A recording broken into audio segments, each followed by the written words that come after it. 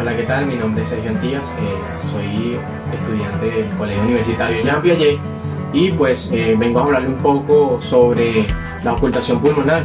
Es un examen físico que se le hace directamente al paciente con un estetoscopio. Esto nos ayuda a evaluar los ruidos aéreos que se hacen o fluidos aéreos que pasan de un pulmón a otro. Esto se manifiesta con una amplitud y una frecuencia determinada, ya que colocamos al paciente de una forma que esté sentada y de una manera podemos evaluar más fácil al paciente. Cuando el paciente se encuentre sentado debemos evaluar la parte anterior del tórax.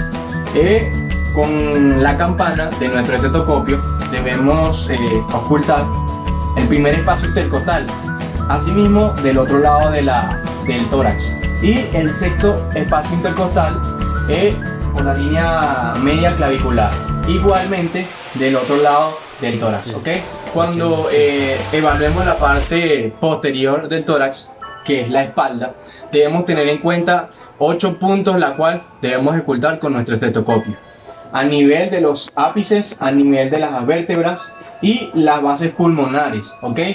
Y cuando evaluemos al paciente o lo ocultemos o ocultemos los ruidos, tenemos que tener en cuenta que como evaluamos de un lado, debemos evaluar del otro lado al mismo tiempo.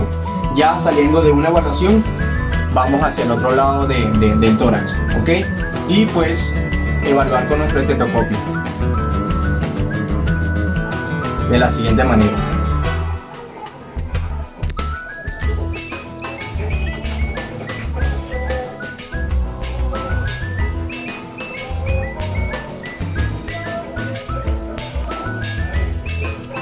Cuando estemos haciendo este procedimiento debemos pedirle al paciente que respire profundamente y exhale y inhale. De las siguientes hay varias repeticiones que debemos hacerle al paciente de manera que se escuchen los ruidos. Hay que tomar en cuenta también de que el paciente debe estar sentado con las manos en la rodilla o si no en cada hombro, para que las paletas de los hombros no nos estorben a la hora de escoltar al paciente.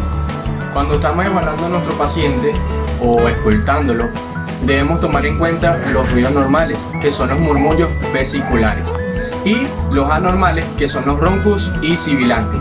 Los sibilantes son ruidos simplemente chillones y los roncus son ronquidos que se escuchan cuando escoltamos a nuestro paciente.